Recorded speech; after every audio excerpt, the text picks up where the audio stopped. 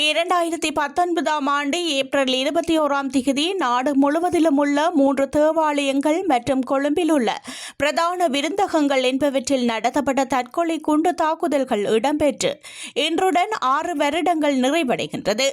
பாதிக்கப்பட்டவர்களை நினைவு கூறும் வகையில் நாடு முழுவதிலும் பல நிகழ்ச்சிகள் ஏற்பாடு செய்யப்பட்டுள்ளன.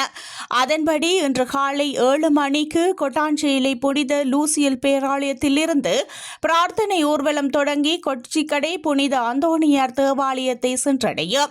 காலை 8:30 மணிக்கு கொச்சிக்கடை புனித அந்தோணியார் தேவாலயத்தில் பேராயர் கர்தினால் மெல்கம் ரஞ்சித் தலைமையில் விசேட நிகழ்வுகள் நடைபெறும். காலை 8:45க்கு அனைத்து மத ஸ்தலங்களிலும் மணிகள் ஒலிக்கப்பட்டு 2 நிமிட மௌன அஞ்சலி செலுத்தப்பட உள்ளது.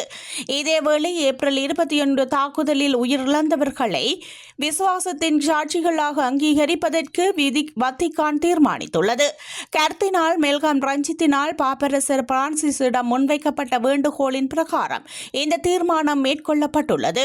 இந்த அங்கீகாரம் தொடர்பான பிரகடனம் இன்று மாலை 5:30க்கு கட்டுவாப்பிட்டி புனித செபஸ்தியார் தேவாலயத்தில் அறிவிக்கப்படும் என பேராயர் இல்லத்தின் தொடர்பாளர் பணிப்பாளர் அருட்தந்தை யூட் கிருஷாந்த பெர்னாண்டோ தெரிவித்துள்ளார்.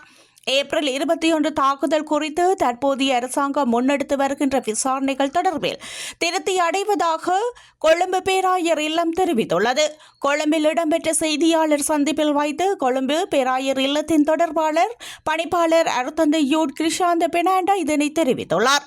எனினும் தற்போதைய விசாரணைகள் சற்று துரிதப்படுத்த வேண்டும் என்பது தமது நிலைப்பாடாகும் எனவும் அவர் மேலும் குறிப்பிட்டுள்ளார். ஏப்ரல் 21 தாக்குதல் தொடர்பில் எதிர்வரும் ஏப்ரல் 21 முன்னதாக மறைக்கப்பட்ட முக்கிய சில விடயங்களை வெளிப்படுத்துவதாக ஜனாதிபதி கூறியிருந்தார்.